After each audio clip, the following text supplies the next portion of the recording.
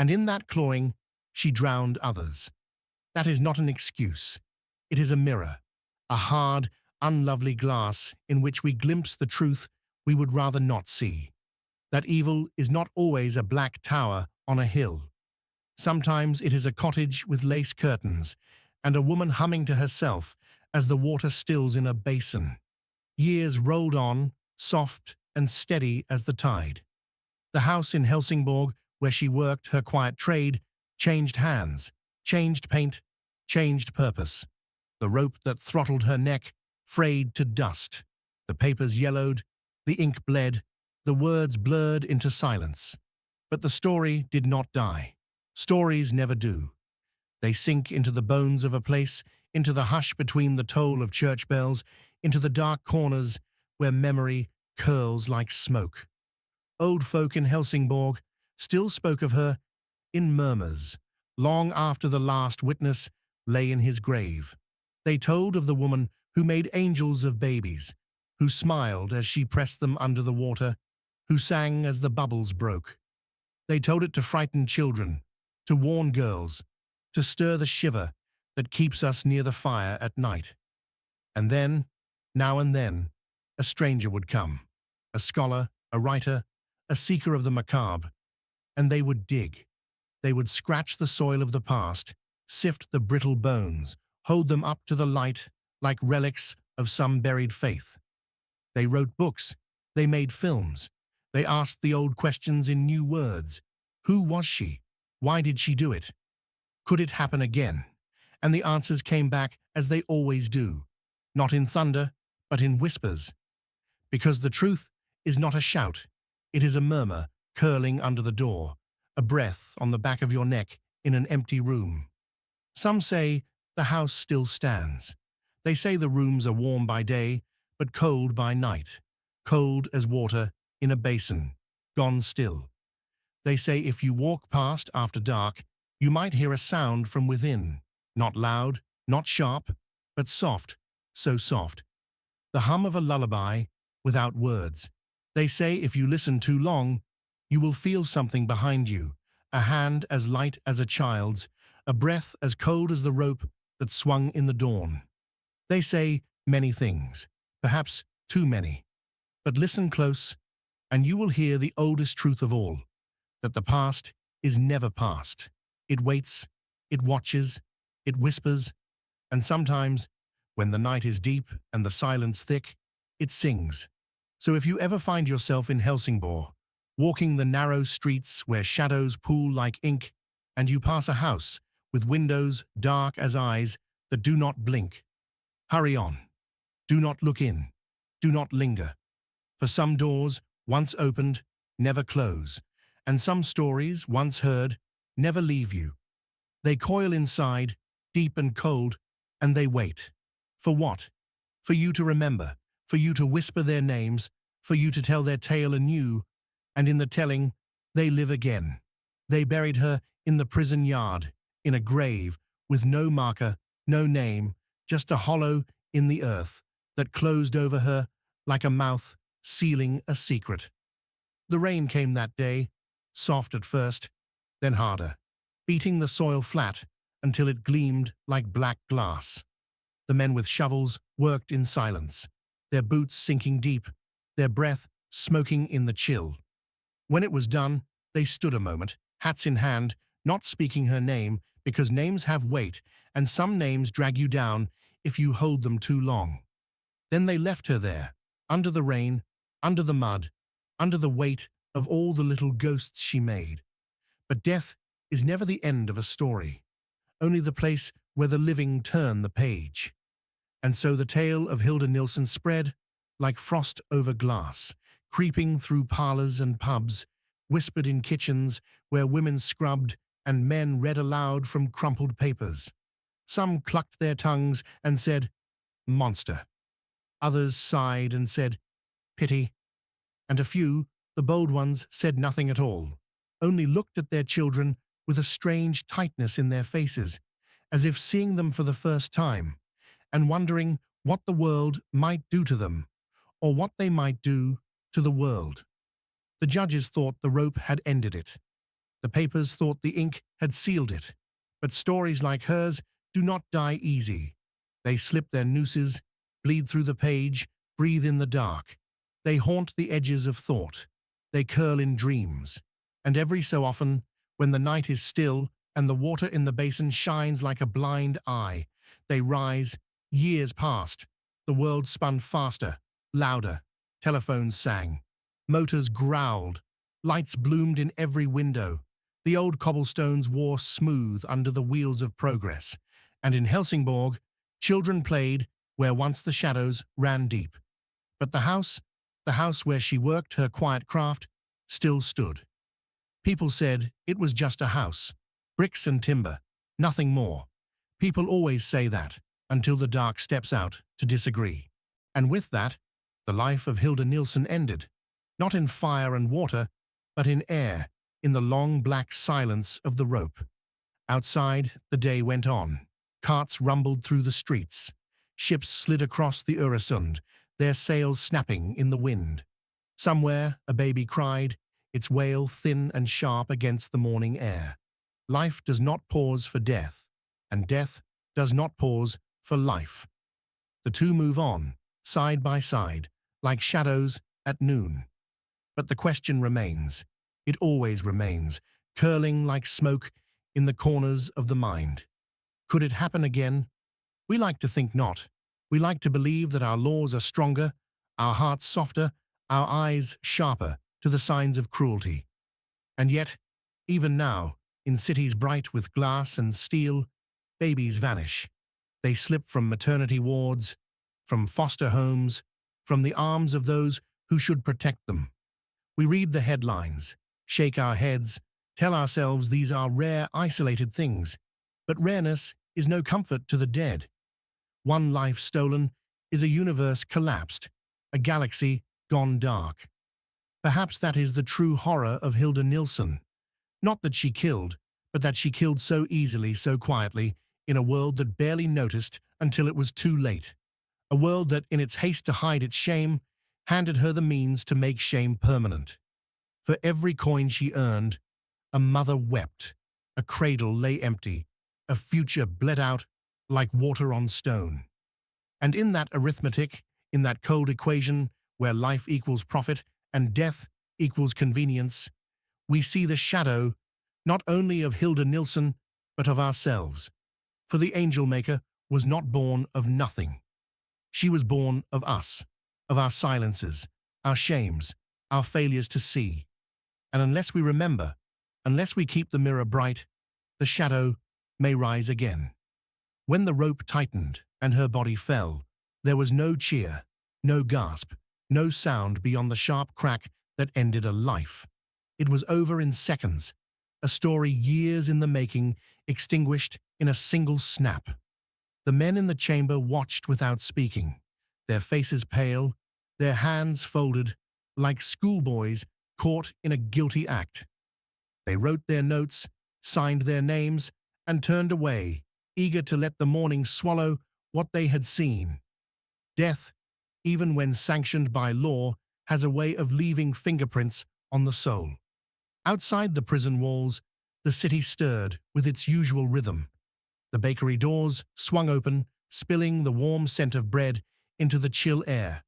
Horses clattered over cobblestones, pulling carts stacked with barrels and sacks. The harbor pulsed with the cries of gulls and the groan of ropes as ships shifted against the tide. No one spoke her name aloud, yet it clung to the streets like a whisper behind closed doors. Hilda Nilsson, the angel maker of Helsingborg. A woman who had held 8 tiny lives in her hands and squeezed them out like breath from a candle. But if the people whispered, the papers shouted. Headlines blared the grim arithmetic. 8 babies dead. The Helsingborg murderess hanged. Some printed sketches of her face, sharp and plain, beneath its white prison cap. Others sketched the house where the killings took place, its windows black as sockets in a skull. For days, the story gripped Sweden like a fever. Men read the papers with furrowed brows. Women clutched their infants closer, as though some shadow might slip in through the door and snatch them away. Letters poured into editorial offices, full of outrage, full of questions. How could this happen here, in a land of order and decency? Who was to blame? Was it poverty? Was it the women who paid to be rid of their shame? Was it the state, blind and fumbling, slow to act until the graves were full? The answers came fast and shallow, as they always do. Laws were tightened, inspections increased, licenses revoked. The baby farmers vanished like mice driven from a burning field. But for every door closed, another opened in some darker alley. Desperation is a river. It finds its course, no matter how many stones you throw in its path. And so, even as officials wrote reports and politicians made speeches, the whispers did not die. They slithered on, low and cold, through the cracks of society. Women still found ways to lose their unwanted burdens, and others, hungrier, crueler, found ways to profit. But what of the woman at the heart of it all? The figure who hung for her sins in that bare chamber at dawn? For a time, she lived on in print, in pamphlets and pulp tales that painted her as a demon, a butcher, a beast in skirts. Some called her cunning, some called her mad, and a few, in hushed tones, called her something else, a victim, not of law, but of life. For hers was not the story of a fiend sprung from the womb with murder in her marrow. It was the story of a girl born poor, who grew into a woman poorer still, who saw the world stacked high against her and clawed for a way anyway to keep from drowning. The trial was over, the verdict sealed, the sentence written in ink as black as the gallows rope. Death had a date now, and it was drawing near, measured not in months or weeks, but in the slow drip of hours. What passed through her mind as she lay on her narrow cot, staring at the ceiling?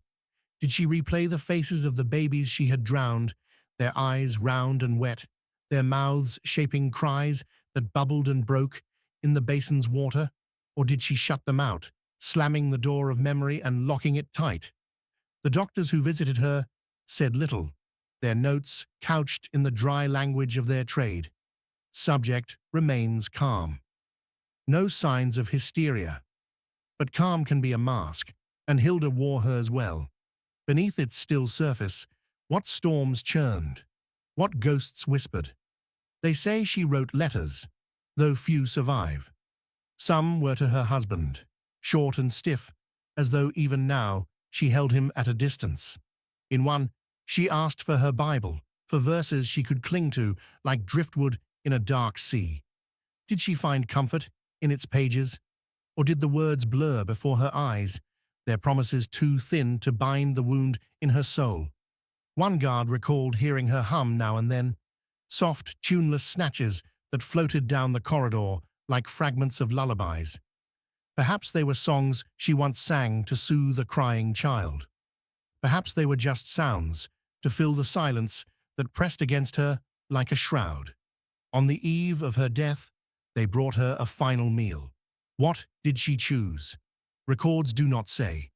In England, they wrote down such details with morbid care. Amelia Dyer asked for tea, but Sweden was less theatrical. Here, death came without spectacle, without the clamor of crowds. A few officials, a priest, a doctor, that was all. No newspapers splashed her last words across their front pages. No curious onlookers jostled for a glimpse of her pale face as the noose slid tight. Hilda Nilsson died as she had lived in those final years. Quietly, almost invisibly, her sins hidden in plain sight until the moment they cracked wide open. And yet, even in that quiet, a question lingers, like a shadow, in a room where the candle has gone out. Who was she, truly? The psychologists of her day scratched at the surface, but their tools were blunt, their understanding shallow. Today, we might see her through another lens, a lens ground fine by decades of study into the dark folds of the human mind. Was she a psychopath, born without the compass that points to mercy? Or was she something grayer, something sadder? A woman eroded by poverty, ground down by the weight of a world that left her no room to breathe. There is evidence for both. She was not a woman of rages or wild passions. Those who knew her spoke of her neatness, her composure, her knack for business. Her killings were not born of impulse. They were planned, repeated, methodical. The rope looped over the basin, the drowning swift and sure. These were not acts of frenzy, but of cold design. That speaks to a mind that measured life in coins and found it wanting. And yet beneath that arithmetic of death, was there a tremor of pity, a flicker of doubt? We do not know. No confession spilled from her lips, no diary bled her secrets onto paper. We are left with fragments, with shadows, with silence that hisses louder than screams. And so we turn to what remains, the facts, the bones of the story picked clean by time. 8 babies, 8 tiny bodies consigned to water and fire, 8 lives that might have bloomed into laughter, into love, into all the fragile wonders of being, and instead were snuffed out before they had even begun. For what? For a handful of krona, for the ease of paying a debt, for a scrap of comfort in a world that offered her little. It is tempting to see her as a monster, and perhaps she was. But monsters do not rise from the void. They are made, shaped by hands of hunger and fear and want. The truth is harder, heavier. Hilda Nilsson was human. And that perhaps is the most chilling fact of all. The clock in the corridor struck 5 as dawn crept over the prison yard, pale and cold. The priest came first, his breath frosting in the chill as he murmured prayers. Then the guards, their boots echoing on stone. They found her sitting on the edge of her cot, her hair smoothed back, her dress plain and clean. She rose without protest, without plea, her steps steady as they led her down the narrow hall. No crowd waited, no rope swung in an open yard. In Sweden, such things were kept from the public eye. She was led instead to a small room, bare but for the beam above. The noose hung ready, its fibers rough and twisted, a serpent coiled for its strike. Did she flinch when she saw it? Did her breath catch, her knees weaken? No record says. The witnesses wrote only this, that she spoke no word, made no sound, as they bound her hands and fitted the rope. A final prayer, a signal, a drop through the trapdoor. Death certificates read debility from birth or marasmus, elegant words that hid a brutal truth. They were allowed to die because life was less profitable than death. This was the world into which Hilda Nilsson stepped, though perhaps she never knew the names of the others who shared her trade. She worked alone, in a small house near the harbor, but she was part of a silent sisterhood, a grim fraternity of women who turned motherhood into a marketplace, who weighed life against ledger books and found life wanting. The law, then as now, struggled to keep pace. In Sweden, as in Britain, there were regulations on paper, but paper is easily ignored when the ink is thin and the will is weaker still. Inspectors came rarely, if at all. Babies slipped through the cracks, and in those cracks, darkness grew. When Nilsson's trial ended, when her body swung from the beam of her cell, the Swedish government promised change. They tightened the rules for adoptions, demanded stricter oversight of foster homes, pressed for background checks that might sift the trustworthy from the wicked. For a time, these efforts bore fruit. The trade in infants slowed, driven deeper underground, where the light of law could not reach. And yet, in the decades that followed, the whispers never ceased entirely. Stories surfaced now and then. Stories of babies gone missing, of women who promised care and delivered death. Hilda Nilsson had not ended the evil. She had only given it a name. What, then, was that name? Was it poverty? Certainly, hunger had played its part, gnawing at her like a rat in the walls of her life. Was it greed? Without doubt, the coins clinking in her palm had dulled the edge of her conscience. But beneath these lay something darker still, a hollow where humanity should have been, a void that swallowed pity and left only calculation. In her letters from prison, Nilsson wrote little of remorse. Her words were dry, brittle as autumn leaves. She spoke of her trial, of the indignities she had suffered, of the unfairness of fate, but of the babies, those tiny lives snuffed out in her basin, those bodies blackened in her stove. She said almost nothing.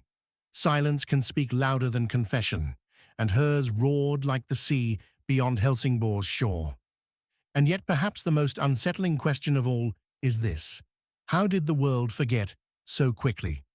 Today, the name Hilda Nilsson means little beyond the borders of Sweden, a footnote in the long, bleak history of crime. Amelia Dyer is remembered, her name trotted out in books and documentaries as the queen of baby killers. But Nilsson? She lingers like a ghost in the margins, her story half told, her evil half known. Perhaps that is fitting. Monsters do not always stride across the stage. Sometimes they crouch in the wings, watching, waiting, smiling with lips as pale as winter light. And what of the mothers? They are the shadows in this story, nameless, voiceless, their grief swallowed by time. We imagine them boarding trains with empty arms, walking home beneath skies heavy with snow, their hearts hammering with hope that never bore fruit. Did they dream of their babies in the months that followed? Did they picture them toddling across sunlit floors, laughing in gardens that never existed? Or did some dark instinct whisper the truth, curling through their sleep like smoke, that their children lay in ashes beneath a hearth gone cold? If you walk today through Helsingborg, you will find no plaque to mark the house where it happened. The rooms have long since been swept clean, the stove torn out, the walls painted over. But the earth remembers. It remembers the tread of her feet, the drip of water, the faint cries that rose and fell and rose no more. Stand there in the quiet, and you may feel it, a chill that creeps along your spine, a weight that presses on your chest. It is the weight of the question that haunts us still. How far will desperation drive a soul? How deep will darkness root when no one is watching? For in the end, this is not just a tale of the past. It is a mirror, cracked and clouded, reflecting a truth we would rather not see. That where there is hunger, where there is shame, where there is profit in silence, the angel maker may rise again.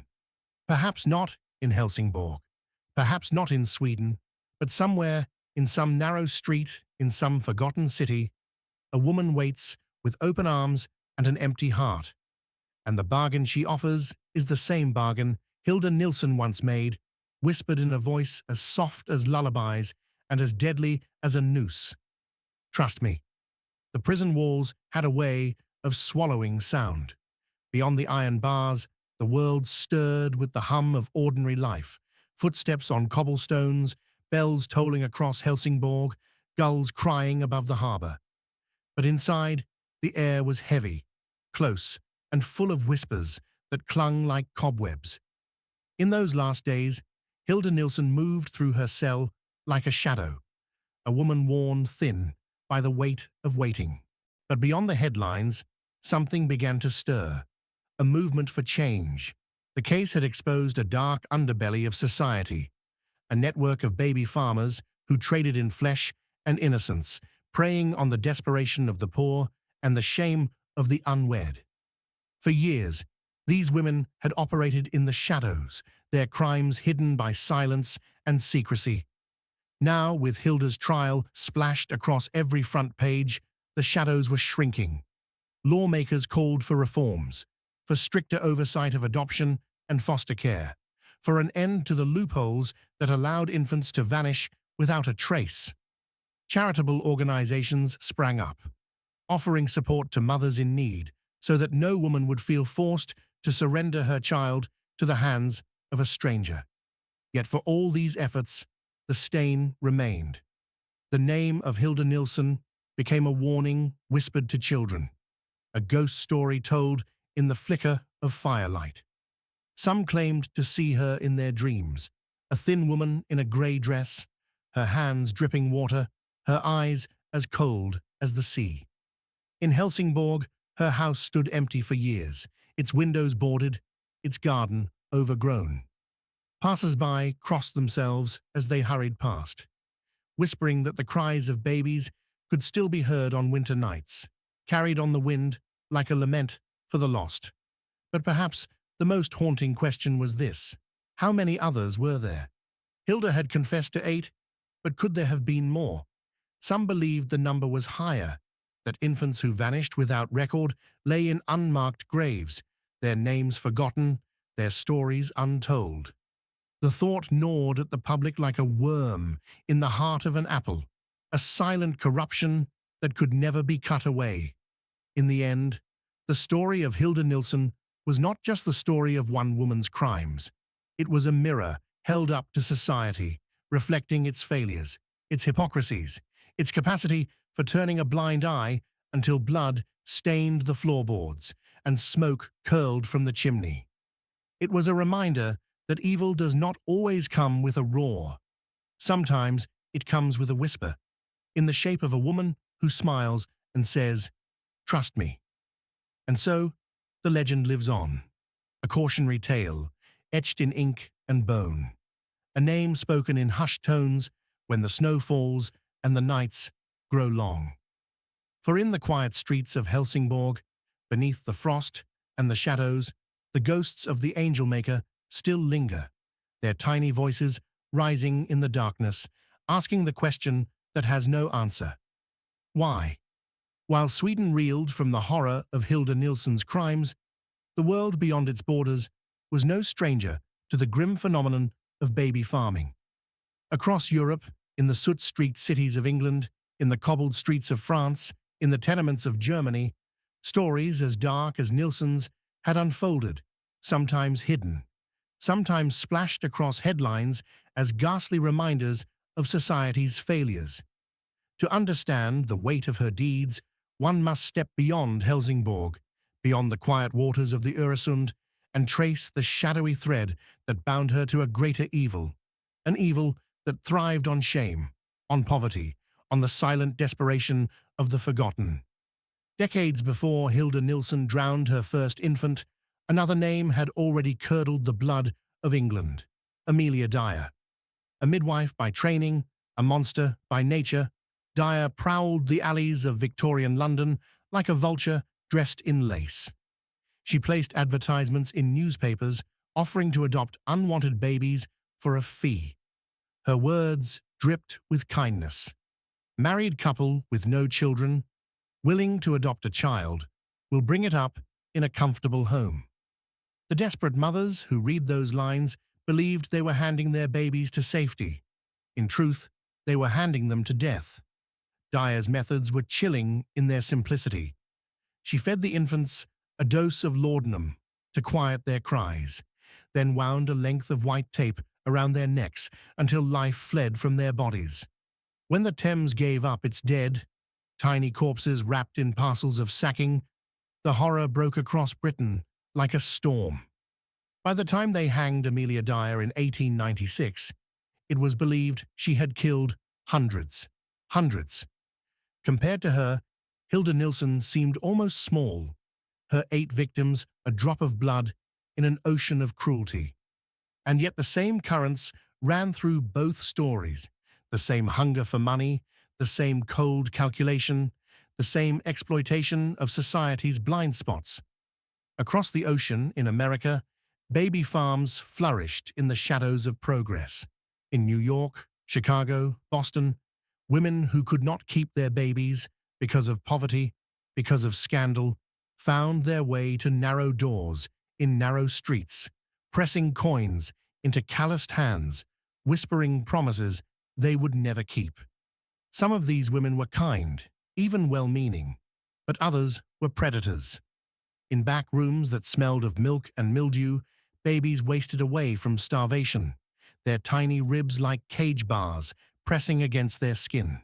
Others whispered that it was a coward's end, that she had cheated the law. But all agreed on one thing: The name of Hilda Nilsson would forever be a stain on the history of Helsingborg, a dark echo in the quiet streets where children once played. And yet, even as the earth closed over her grave, the story did not die. It lingered, like smoke after a fire, curling through the years, a reminder of the horrors that can hide behind the most ordinary faces. Mothers warned their daughters never to trust too easily.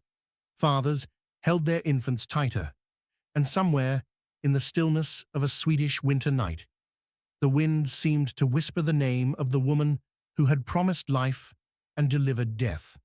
That is the story of Hilda Nilsson, the angel maker who sold babies, then killed them, whose greed and cruelty turned cradles into coffins, whose hands silenced the laughter of the innocent and left a trail of sorrow that time could never erase.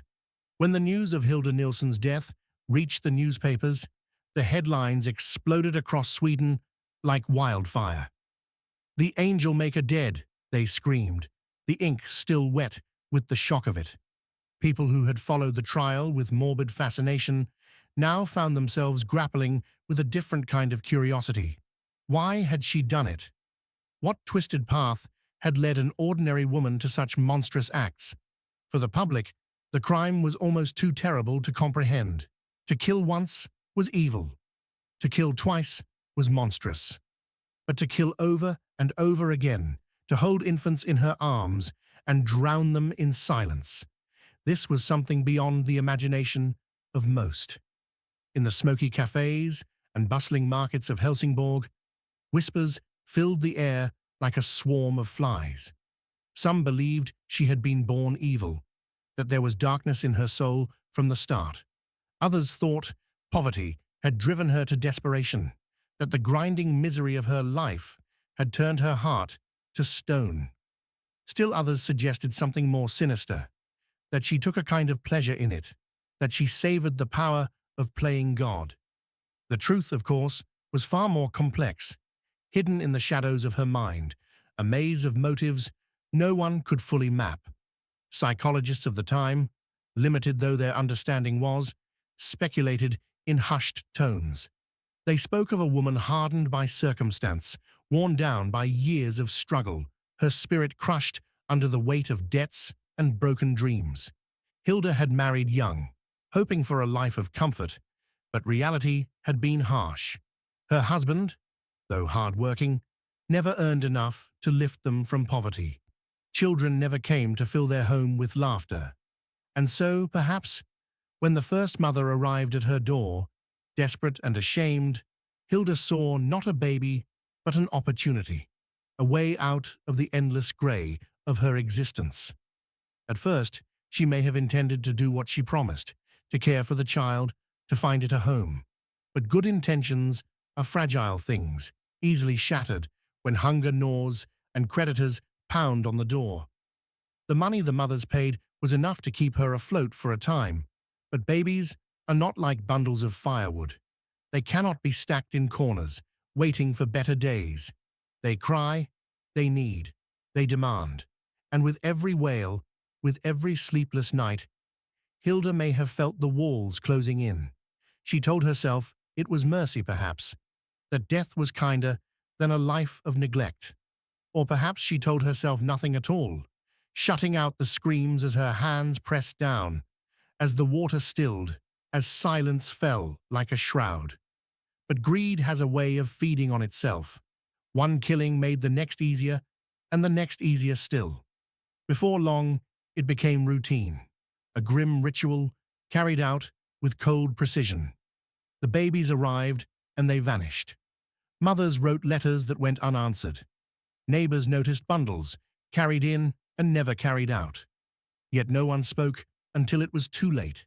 After her death, the newspapers turned her into a kind of ghastly legend. They called her the Swedish Angel Maker, a name that dripped with irony, for she had sent her little charges to heaven, not with kindness, but with cruelty. They printed lurid details, describing the basin of water, the sooty stove, the bones blackened by fire. They interviewed neighbors who claimed they had always suspected something, though none had ever raised the alarm.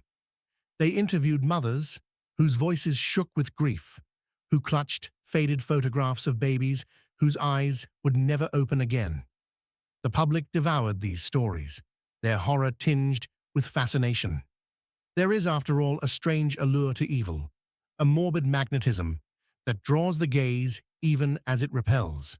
People wanted to know every detail, every whisper, every shuddering fact, and so the papers fed them, page after page, turning Hilda Nilsson into both a monster and a mystery. Inside, the courtroom smelled of wood polish and old paper. The benches creaked under the weight of bodies, the air thick with tension. At the front sat the judge, a stern man with eyes like steel and a mouth carved into a permanent line of disapproval. Beside him, clerks shuffled documents, their pens scratching as they prepared to record every word of the proceedings. And then, at last, the doors opened and Hilda Nilsson was led in by two guards. She looked smaller than anyone expected, almost fragile, her grey dress hanging loosely on her frame. Her hair was neatly pinned, her face pale but composed. There was no sign of hysteria, no outburst of emotion. If anything, she seemed eerily calm, as though she were resigned to what was coming. She sat down at the defense table, folded her hands in her lap, and stared straight ahead. The whispers in the room grew louder, a hiss of disbelief that a creature so ordinary could harbor such darkness. The charges were read aloud, each word striking the air like a hammer blow. Multiple counts of murder, the unlawful disposal of bodies, fraud and deception. The list seemed endless, and with every accusation, the eyes of the spectators bored into her like knives. Still, Hilda did not flinch. The prosecutor rose, his voice ringing with righteous fury.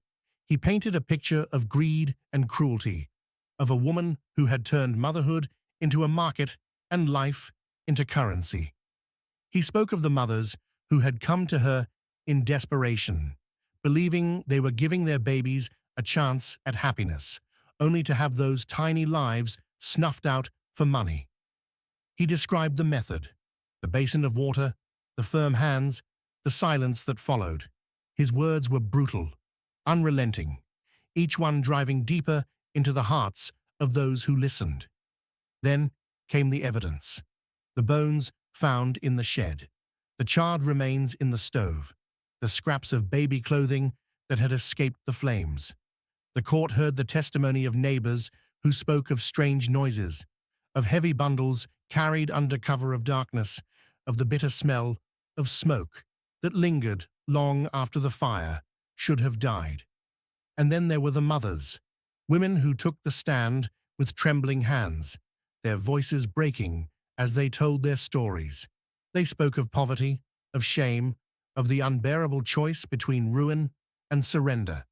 They spoke of the hope they had clung to, the trust they had placed in Hilda, and the emptiness that followed. Some wept openly.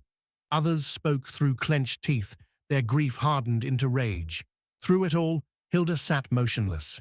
She did not cry. She did not protest. When her lawyer urged her to plead for mercy, she refused. When asked why she did it, she gave the same answer as before: for the money. No excuses, no justifications, just those cold, flat words that chilled the blood of everyone who heard them. But the most shocking revelation came when the court learned how many lives had been taken. At first they thought there were 2, perhaps 3, then the number rose to 5. And then, as the evidence mounted, the truth emerged. At least 8 infants had died at Hilda's hands, perhaps more. The exact number would never be known, for some traces had been destroyed completely, but even one was enough to damn her. The verdict was never in doubt. After days of testimony, the jury returned in less than an hour. Guilty on all counts. The judge pronounced the sentence in a voice like iron: death.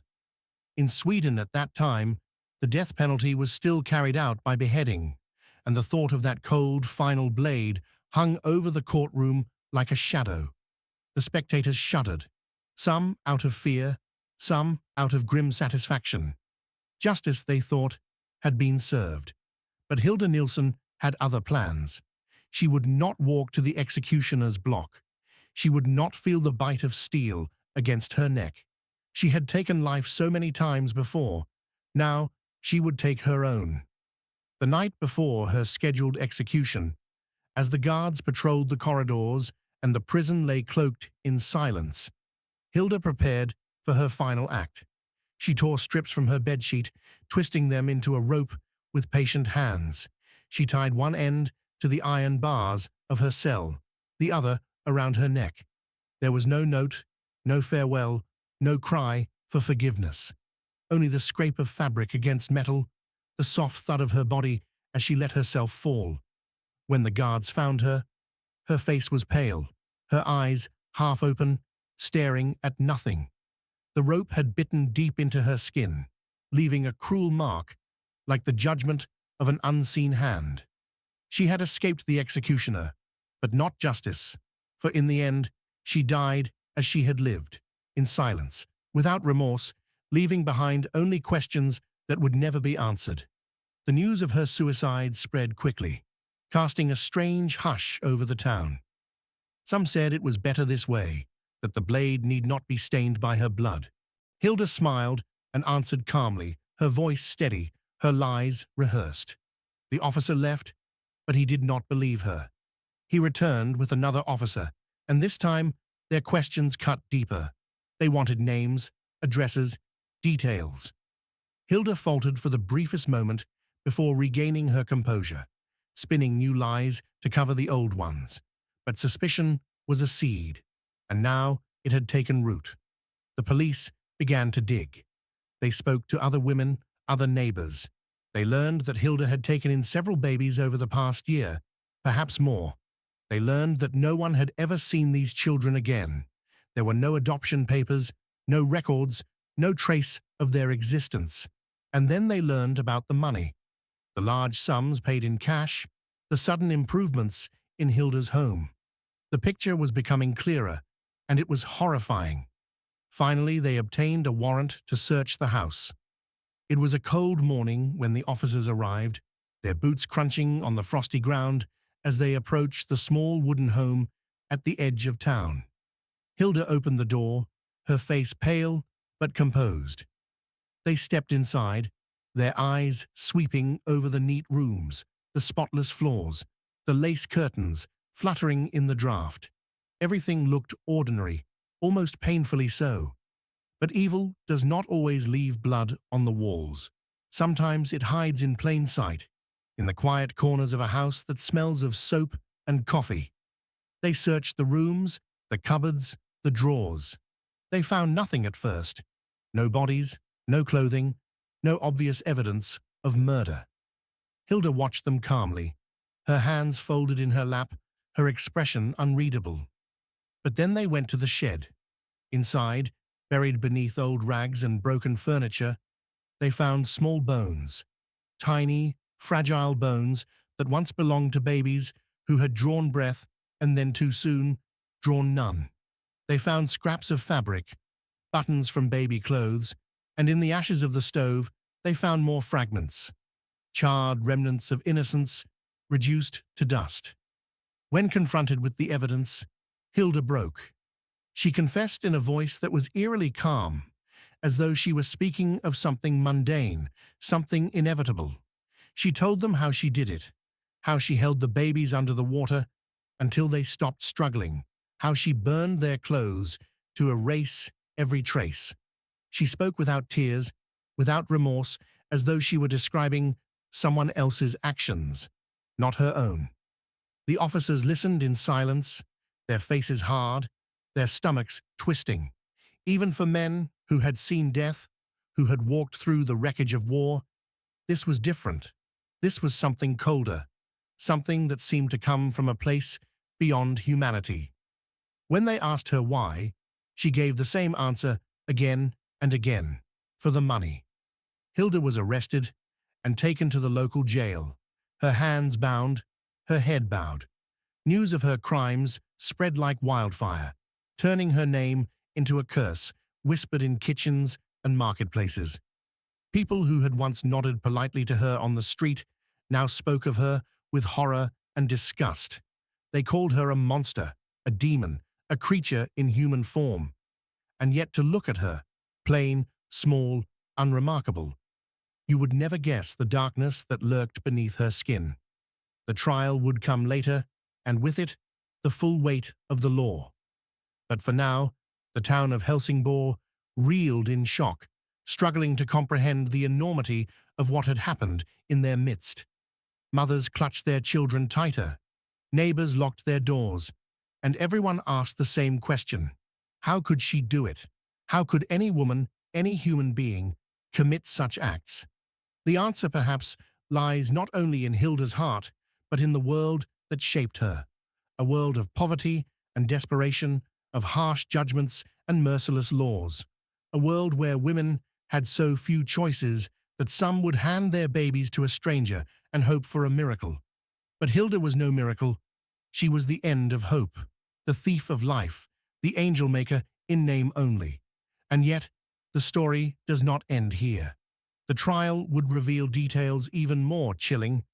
The public would learn things they could barely believe. And in the end, justice would come. But not in the way anyone expected. That is the part of the story we turn to next. The day of the trial dawned cold and bleak, as if the heavens themselves had turned their faces away from the earth. Outside the courthouse, a crowd had gathered, their voices a low hum of anger and curiosity. Men stood, with their hands in their pockets, their hats pulled low, murmuring to one another in tones heavy with judgment. Women clutched shawls around their shoulders, their eyes darting nervously toward the doors through which the accused would soon pass. They wanted to see her, this woman who had done the unthinkable, who had worn the mask of respectability while carrying death in her hands. She tells herself she is doing the mothers a favor, but deep down, she knows the truth. She does it for the money, for the control, for the power to decide who lives and who dies. And so, in that quiet house in Helsingborg, the killings continued. 8 babies, maybe more. Each one a secret, each one a tragedy, each one a life that never had a chance. The angel maker, they would call her later. But in those dark, silent nights, she was not an angel. She was something far worse. What finally brought her down was not guilt, not remorse, but a simple mistake. A mother who asked too many questions, a neighbor who noticed something strange, a policeman who refused to let go of a hunch. And when the truth came out, it shocked even the most hardened investigators, because the details of Hilda Nilsson's crimes were not only monstrous, they were deliberate, calculated, and cold beyond comprehension. The first cracks in Hilda's carefully constructed facade began as faint whispers, like the rustling of dry leaves before a storm. At first, it was nothing more than a passing doubt in the mind of one of the women who had entrusted her child to Hilda's care. She had handed over her baby with trembling hands, believing the comforting lies Hilda fed her, that the child would be loved, cared for, given a life better than the one she could offer. Days passed, then weeks, and the mother found herself waking in the middle of the night with an ache in her chest that would not go away. She wanted to know if her baby was happy, if it was healthy, if it was safe. She wanted proof that she had done the right thing. And so she returned to Hilda's doorstep, her heart pounding, clutching a small parcel in her hands, a blanket she had knitted, a gift for the baby. Hilda opened the door, her face arranged in a mask of pleasant surprise. The woman asked to see her child, just for a moment. Hilda's smile froze for the briefest instant before she forced it wider. She explained that the baby was out, staying with a family who adored it. She spoke quickly, weaving a story of kindness and security, of a home filled with laughter and warmth. The mother wanted details, names, addresses, something tangible. Hilda dodged the questions, offering tea instead, her voice soothing, her tone firm. The woman left, but suspicion gnawed at her like a rat in the dark. She began to ask questions, carefully, quietly, among other women who had gone to Hilda. She learned that none of them had ever seen their children again. There were no letters, no photographs, no proof that the babies were alive.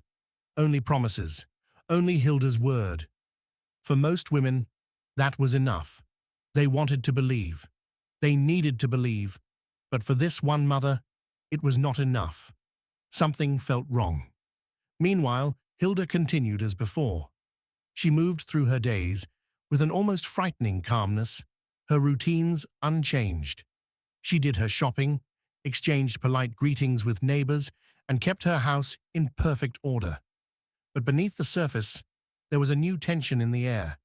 She could feel it, in the way people looked at her, in the way conversations hushed when she walked into a room. The whispers were growing louder. One day, a neighbor noticed something strange. She saw Hilda carrying a large bundle out to the shed behind her house, a bundle that seemed too heavy to be just laundry. The neighbor thought nothing of it at first, but later, when she heard the rumors swirling about missing babies, the memory returned like a shard of glass in the mind. Another neighbor recalled the faint smell of something burning on Hilda's property, a smell that lingered longer than it should have. And then there was the matter of the money. Gustav, Hilda's husband, began to wonder how his wife suddenly seemed to have so much cash. New curtains appeared in their home, fresh linens, little luxuries they had never been able to afford before. Gustav asked questions, and Hilda lied smoothly. She told him she was helping women find homes for their babies, that she received small payments for her trouble. Gustav accepted the explanation, perhaps because he wanted to believe, perhaps because he did not care to know the truth. But the truth was about to come crashing through the door. The mother who could not rest took her fears to the authorities.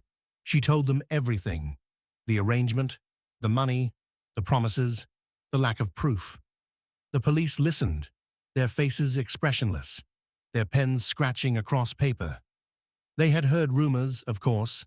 Stories of baby farming were not new, but this was different. This woman spoke with conviction, with desperation. There was something in her eyes that made them believe her, and so they began to investigate. At first, they came quietly. A uniformed officer knocked on Hilda's door one grey morning, tipping his cap politely. He asked a few questions about the child, about the arrangement. When it was over, she dried her hands, emptied the tub, and wrapped the tiny body in rags. Later, she would burn the clothes, destroy anything that could link the child to her. It was methodical, cold, precise. When the job was done, Hilda poured herself a cup of coffee, sat by the window, and watched the world outside, as if nothing had happened. Life went on. The streets were filled with the usual sounds: the creak of wagon wheels, the clatter of horses' hooves, the distant chatter of voices. No one knew what had just taken place inside that quiet house. No one ever would, at least, not yet. Days turned into weeks, and soon another woman came knocking at Hilda's door. This one was younger than the last, her face pale and drawn, her eyes red from crying. She handed Hilda a bundle wrapped in faded cloth, along with a few crumpled bills. Her life savings. She begged Hilda to take care of the child, to keep it safe. She promised to send more money when she could. Hilda nodded with a sympathetic smile, promised to love and cherish the baby, and closed the door. The woman walked away, her heart heavy with sorrow, but filled with hope that her child would live. It didn't. Hilda repeated the process. Each time it became easier. Each time her hands moved with less hesitation, her heart grew colder. She learned how to make it quick, how to keep the crying to a minimum, how to clean the room so there would be no trace of what had happened. She became efficient. She became confident. And with each death, her purse grew heavier. Word spread quickly among desperate women. Hilda never advertised her services openly. She didn't need to. The whispers did the work for her. There's a kind woman in Helsingborg who will help you, they said. She'll take your baby. No questions asked. She's discreet. She's safe. She understands. And so they came, one after another, with their shame hidden beneath scarves and their babies clutched tightly to their chests. They came to Hilda like moths to a flame, never realizing that the light they were drawn to would consume everything they loved. Hilda charged a high price for her services, enough to make the mothers believe that she truly intended to care for the child. After all, why would someone take so much money if they didn't plan to do the right thing? It was a cruel trick, but it worked. Women left her house in tears, broken but comforted by the thought that their babies would have a chance at life. They never imagined the truth, that before the day was over, their child would be lying lifeless at the bottom of a washtub. How many babies did Hilda kill? The records say at least 8, but some believe the real number was higher. She worked quickly, efficiently, and without remorse. Her home became a factory of death, a place where innocents came to die behind lace curtains and locked doors. The neighbors noticed nothing unusual. They saw Hilda in the market, buying bread and milk, smiling politely.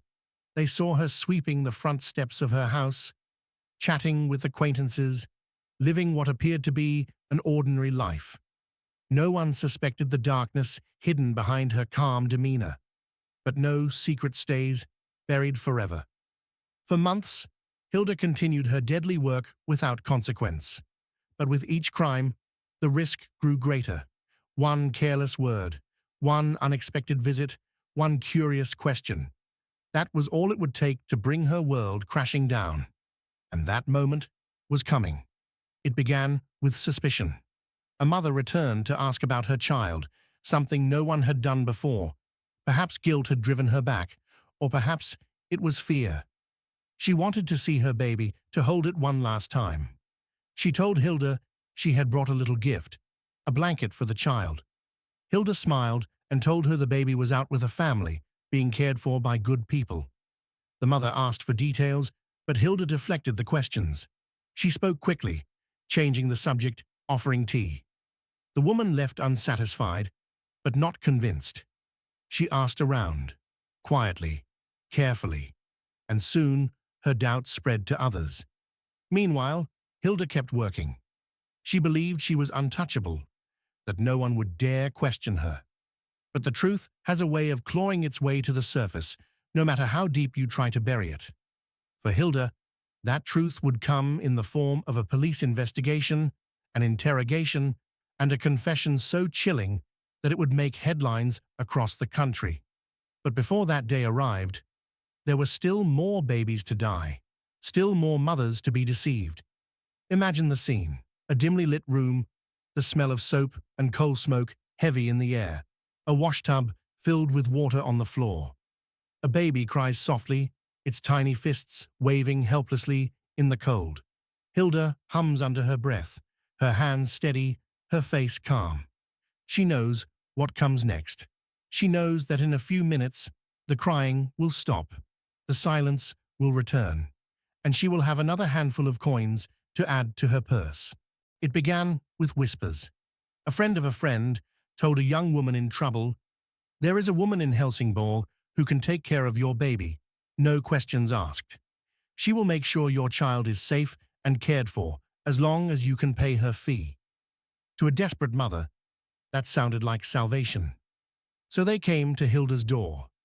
Women with eyes swollen from crying, clutching tiny bundles wrapped in old blankets, their hands trembling as they held out the last of their savings.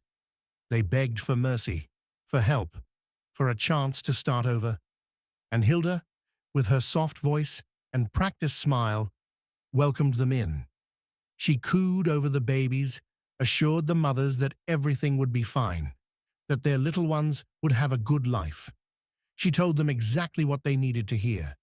And then when the money was in her hand and the door had closed behind the mother, Hilda looked down at the child and felt nothing but cold calculation. She told herself it was necessary. She told herself the child would only suffer in this cruel, broken world. Maybe she believed it, or maybe she didn't care. All that mattered was the money, and the quiet, simple way to keep her promise without ever having to keep it at all. Because Hilda never intended to raise those babies. She never intended to find them homes. From the very first time she held another woman's child in her arms, her mind was fixed on one thought. How quickly, how easily could she make this problem disappear? The first time, she hesitated. She held the baby in her arms and stared at its tiny face, its soft skin, its innocent eyes that blinked up at her without fear. She listened to the fragile breath, the faint heartbeat, and then, like a shadow passing over the sun, the thought hardened inside her. She had already taken the money. There was no going back. The mother would never return. No one would ever ask questions. This was her chance to change her life, to escape the poverty that had chained her for so long. All she had to do was what no one could see. No one knows exactly what she did that first time or how long it took. But what we do know is that when it was over, she cleaned the room, burned the baby's clothes, and carried on as though nothing had happened. And when the next desperate mother came knocking on her door, Hilda smiled and welcomed her inside. How many babies came through that door? How many tiny lives ended in that quiet house while the world outside remained blind? The answer is chilling. And the way Hilda ended those lives will make your blood run cold. It was not quick, it was not merciful, it was deliberate. And it would go on for months, until one mistake, one small detail, would tear the curtain from her dark secret and expose her for what she truly was. But that is a part of the story we will uncover soon. For now, imagine that first night. The house silent, the air heavy with the smell of coal smoke. A baby crying softly in the darkness, unaware that the arms holding it are not filled with love, but with death. And this is where the darkness begins. The door closed softly behind the young woman, and Hilda stood there for a moment in silence, listening to the fading footsteps outside. In her arms lay the tiny infant, barely a few weeks old, swaddled in a thin blanket, its tiny fists curled, its lips searching for milk. The house was quiet, except for the faint ticking of a clock on the wall and the soft whimper of the baby. Hilda stared down at the child, her face expressionless. In that moment, there was no trace of warmth in her eyes, no hint of kindness, only calculation. She had done it. She had taken the money. The woman who had just walked away had no idea that this was the last time she would ever see her child alive. And Hilda? She felt no guilt. Instead, she felt something else, relief, perhaps even triumph. For the first time in months, her purse was heavy with coins. For the first time, she felt in control. The first time was always the hardest, they say. And for Hilda, that was true. She hesitated in the beginning. She paced the floor, holding the baby close to her chest, feeling its fragile body against hers, listening to its soft breath. It was so small, so defenseless. There was a part of her that almost wished the child could simply stop breathing on its own so that she wouldn't have to do what she was about to do. But the baby did not die naturally. It was healthy, strong, full of life. And so, Hilda acted. Her method was horrifying in its simplicity. She filled a washtub with water, deep enough so that a small body could disappear beneath the surface. She hummed softly to herself as though she were soothing the child, undressed it gently, and placed it in the water. At first, the baby splashed playfully, thinking this was a bath. Then it cried, then it struggled, and then silence. Hilda held it down with steady hands until all movement stopped. Imagine a small, quiet town in southern Sweden in the early 1900s. The streets are narrow and lined with cobblestones, the houses simple and wooden, their roofs sloping under the weight of winter snow. There is a silence in the air that feels comforting, as though nothing truly evil could ever happen here. In the distance, You can hear the whistle of a train, the sound of church bells calling people to prayer, and the faint laughter of children playing in the frosty morning light. It is the kind of town where everyone knows each other, where doors are rarely locked, and where the lives of ordinary people seem untouched by the chaos unfolding in the outside world. But behind the walls of one modest home at the edge of town, something is happening, something so dark, so unthinkable, that when it comes to light, it will send shockwaves across the entire country. In that house lives a woman named Hilda Nilsson, a woman who appears harmless, even kind, to those who see her in the marketplace or walking along the road. She is polite, quiet, and unremarkable in every way. No one would suspect her of harboring secrets. And yet Hilda carries within her a secret so horrifying that it will one day earn her a name whispered with fear and disgust: the Angel Maker. The year is 1917. The First World War is raging across Europe. Millions of men have died in trenches. Cities have been bombed into dust. Sweden has declared neutrality, but neutrality does not mean safety. The war has brought hunger and desperation, even to those not fighting in it. Food shortages plague the country. Inflation rises like a storm, and ordinary families find themselves barely scraping by. People barter what little they have for bread, for milk, for a handful of potatoes. Mothers cry silently at night because they cannot feed their children. Fathers work themselves to exhaustion for wages that seem to shrink by the day. And as the weight of war crushes entire nations, another problem grows in the shadows, a problem no one dares to speak of openly, but one that destroys countless lives: unwanted pregnancies. In early 20th century Sweden, being an unwed mother was a sentence of shame and suffering. Society did not forgive women who bore children outside of marriage. They were branded sinners, cast out by their families, left to fend for themselves in a world that offered no compassion and no help.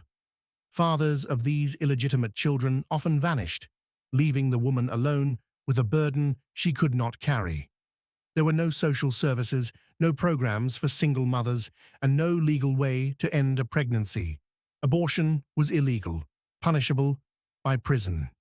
Contraceptives were scarce and frowned upon by both law and church. For women who found themselves with child and without a husband, the options were few, and all of them cruel. Some gave birth in secret and abandoned their babies in churchyards or on the steps of orphanages. Others left newborns in the freezing cold, hoping that someone, anyone, would find them and give them life. But there were also those who turned to women like Hilda Nilsson. Who was she? Born in 1885, Hilda lived what seemed to be an ordinary life. She was married to a man named Gustav, a laborer who worked long hours at a foundry. They lived in Helsingborg, an industrial town of smoke and chimneys, where work was hard and pay was low. The couple had no children of their own, and by all appearances, they were simple, hard-working people who minded their own business. Hilda was known to her neighbors as a quiet woman, neat and proper, with nothing unusual about her. But behind that calm exterior was a growing storm of frustration and desperation. Money was always tight in the Nilsson household. Gustav's wages barely covered rent and food. The war had made everything worse.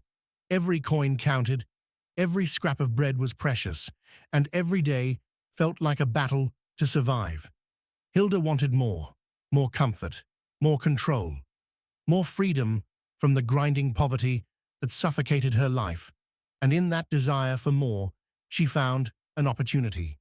At the time, there was a practice whispered about in back alleys and behind closed doors, a practice that would become the dark heart of this story: baby farming. In its simplest form, baby farming was a transaction. A mother who could not care for her child would pay someone else to take the baby and raise it, or find a home for it. Sometimes it was temporary care, often it was permanent. For women who were desperate to keep their reputations intact or too poor to raise a child, Baby farmers seemed like saviors. They promised safety. They promised kindness. They promised a future for the child, all for a price. And Hilda saw in this an easy way to make money.